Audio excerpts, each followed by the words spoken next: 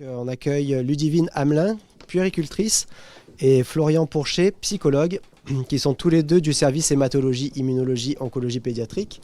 Et on va aborder donc les soins proposés dans le service. Alors ma première question, ce sera bonjour déjà, merci d'être là.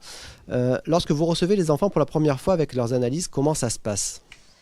Alors c'est un peu varié, mais en règle générale, on refait des examens à leur arrivée et en attendant d'avoir tous les résultats pour pouvoir avoir un diagnostic précis pour leur faire après l'annonce de la maladie. C'est une période pour eux qui est vraiment difficile, cette attente et tous ces examens où ils sont dans l'incertitude de ce qui va se passer. Donc on essaye de les accompagner au mieux à ce moment-là, mais c'est une période assez stressante pour eux. Et dès qu'on a tous les résultats, on prend le temps de leur faire une annonce et un moment vraiment dédié à ça, c'est-à-dire dans une pièce avec les médecins et l'infirmière d'annonce, où on prend le temps de leur expliquer la pathologie de leur enfant et les traitements qu'il y aura, le parcours qu'ils vont devoir suivre pendant quelques temps. Mais aussi leur présenter les différents intervenants possibles qui existent dans le service.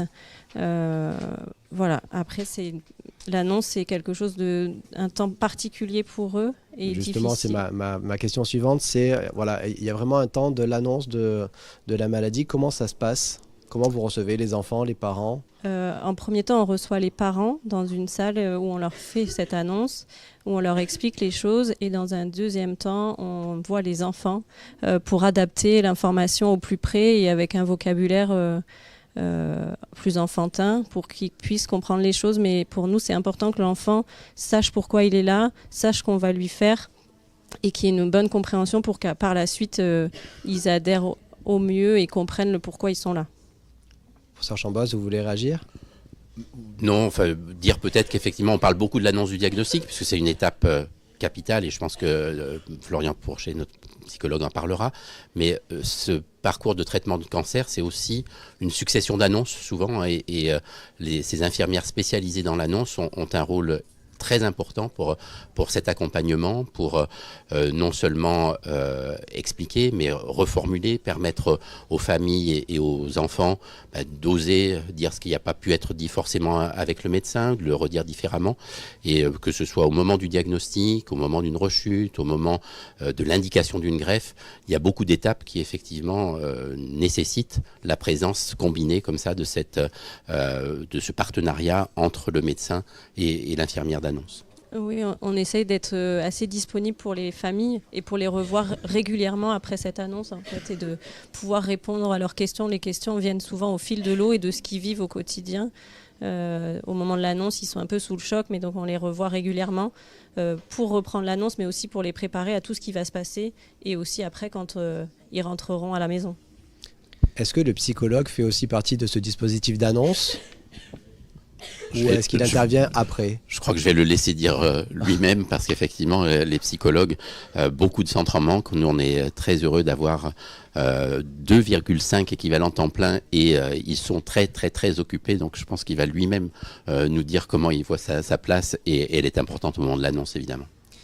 Alors, je peux déjà réagir par rapport à la problématique de l'annonce en indiquant simplement que ce qui est important en fait à avoir en tête en tant que soignant, y compris les psychologues, mais tous les corps pro représentés dans ce service, c'est que l'intégration de la gravité de la maladie par les enfants et les parents, elle se déroule dans des temporalités, on va dire, plurielles, c'est-à-dire il peut y avoir des enfants et des parents qui saisissent en détail la gravité de la situation, de l'annonce de la maladie grave, et pour d'autres, on va dire l'intégration de cette nouvelle violente prend peut-être plus de temps pour être intégrée ou saisie, on va dire ça comme ça. Et la place des psychologues dans le service et dans les soins psychiques, car nous trois psychologues dans le service d'hémato-onco-immunopédiatrique, en fait, nous sommes amenés à proposer des soins a priori pour lesquels les enfants et les parents ne sont pas du tout venus pour à l'origine, c'est-à-dire qu'on a la difficulté et en même temps la richesse d'intervenir dans un espace où on propose des soins et une attention qui s'inscrivent en complémentarité avec les soins médicaux proposés et on essaye, on va dire aussi, de fluidifier, faciliter l'accroche des enfants et des parents avec tous les protocoles de soins qui peuvent exister et qui peuvent être très délicats, voilà, à dispenser, à proposer aussi. Voilà. Merci beaucoup. Alors, j'ai une question, c'est est-ce qu'il y a des traitements pour tous les cancers et qu'est-ce qu'on appelle les soins palliatifs ?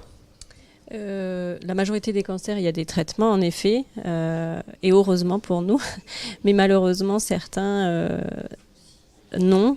Je pense par exemple au gliome infiltrant du tronc cérébral où dès l'annonce, on leur annonce qu'il n'y aura pas de traitement curatif, mais ça sera directement des soins palliatifs qui vont se mettre en place. C'est vraiment une annonce particulière et un cancer particulier, mais malheureusement, il y en a trop, même s'il est le seul. C'est déjà toujours trop, mais quand même la majorité, oui, il y a un traitement curatif en première ligne et chance pour nous. Après, les soins palliatifs, ça ne veut pas dire la fin de vie, ça veut dire qu'on ne va pas être dans un traitement pour les guérir, mais vraiment pour limiter l'avancée de la maladie, gérer les symptômes qui vont avoir inhérents à cette maladie. Et donc, ce qu'on privilégie, c'est vraiment leur qualité de vie à ce moment-là. Il y a une équipe vraiment spécifique dans le service qui s'occupe de ça, qui s'occupe des soins palliatifs et des familles dans cette situation. Voilà. Vous vouliez réagir, professeur Chambost ? Oui, je crois que c'est important effectivement qu'on fasse bien la dissociation entre ce qui est malheureusement l'échec annoncé d'un traitement qui ne va pas conduire à la guérison et la fin de vie, puisque parfois, même si on sait qu'on ne va pas guérir un cancer, il peut y avoir la vie qui continue et organiser ses soins, faire que la vie se passe le mieux possible, le plus possible auprès du domicile, avec le moins de symptômes gênants possible pour l'enfant. Ceci est extrêmement important et on a heureusement développé cette spécialité de prise en charge des soins palliatifs avec une équipe médico-soignante qui est très investie, alors dans tout l'hôpital d'enfants, mais particulièrement dans notre service d'hématologie et oncologie pédiatrique. Est-ce qu'il y a des soins ou des aides qui sont apportées aux aidants, justement, donc aux parents ou même aux fratries, aux familles, aux proches ? Est-ce que vous prenez ça en compte aussi ? Alors justement, peut-être pour faire le lien avec la question précédente, je pense qu'au-delà de la qualité de vie qui nous tient à cœur dans le service de manière globale, il y a aussi la qualité des vies autour de l'enfant, c'est-à-dire la façon dont l'annonce d'une maladie grave peut impacter donc l'entourage, la fratrie, les parents ou les aidants, on va dire ça comme ça. Alors en tant que psychologue et pour l'équipe aussi des psychologues du service, de manière globale, harmonisée, en fait, on sensibilise les parents ou les proches des enfants à au fait que tous peuvent bénéficier d'un accompagnement psychologique, voire de psychothérapie plus classique dans le cadre de la problématique de leur enfant.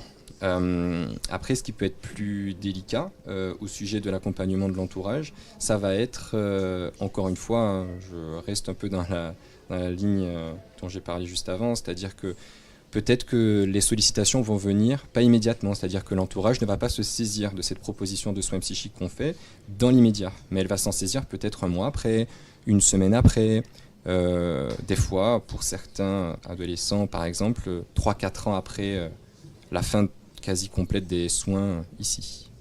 Voilà. D'accord. Et est-ce qu'il y a aussi des aides un peu plus matérielles, par exemple, pour les accompagner ? Alors, il y a une difficulté qui est celle de l'éloignement du domicile déjà, hein, et de ce fait-là, étant donné que seul un parent, par exemple, va pouvoir rester la nuit, nécessité d'organiser la vie de toute la famille à ce moment-là. Alors, il y a des aides sociales prévues, hein, il y a des possibilités sur le plan des congés que peuvent prendre les parents à l'occasion de la prise en charge du cancer d'un enfant. Des aides pour lesquelles le service social va être en première ligne, et puis on pourra reparler peut-être aussi du rôle des associations. Il y a la possibilité d'hébergement à proximité du domicile.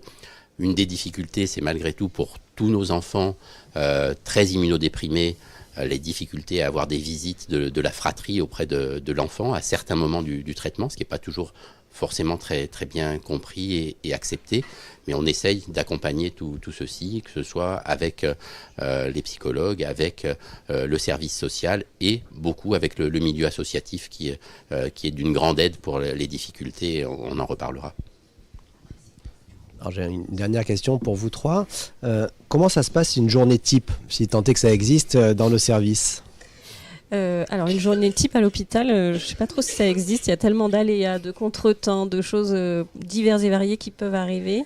Mais on a quand même, ça nous tient à cœur que dans le service, on essaye de respecter au mieux le rythme de l'enfant dans la mesure du possible. C'est-à-dire qu'il est une journée qui pourrait ressembler à une journée à la maison, c'est-à-dire rythmée par ses repas, les siestes, les réveils et aller à l'école ou des choses comme ça. Mais quand il y a des soins, malheureusement, on essaye de se glisser dans cette organisation-là.